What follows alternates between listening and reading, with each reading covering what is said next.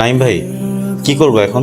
এখন মিরাজ আর সাগরকে অ্যারেস্ট করবো, এরপর সব কয়টারে নিয়ে কোর্টে চালান করে দিই, যা করার কোর্ট করবে। আচ্ছা আপনি শোনেন, একটা খুব ভালো লয়ার ধরবেন, আর ওই যে শান্ত আছে না, ওর বোনকে ফোন দেন। কিন্তু শান্তর বোনের ফোন তো বন্ধ পাচ্ছি। কি বলেন ভাই, এটা কোনো কথা? এত কিছু করলাম আপনাদের জন্য, এখন যদি ফোন না ধরে তাহলে কেমনে কি? ট্রাই করেন। ট্রাই তো করেই যা। তোমাকে পুলিশ ধরবে, তুমি আর ওইটার ফ্রেন্ড না? হ্যাঁ আমি ওদের ফ্রেন্ড। এখন আমি কি করব? যা সত্যি তাই বলে দাও। আমি তো কিছুই জানি না।